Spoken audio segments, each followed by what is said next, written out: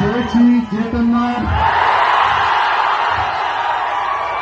அம்மையார்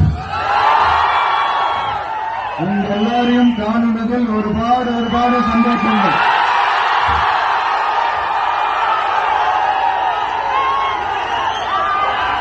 இந்த பண்டிகை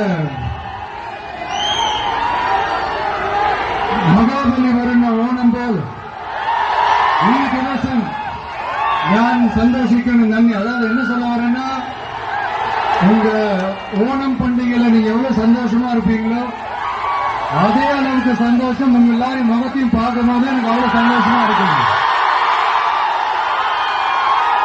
எல்லாருக்கும் கோடான கோடி நன்றிகள்.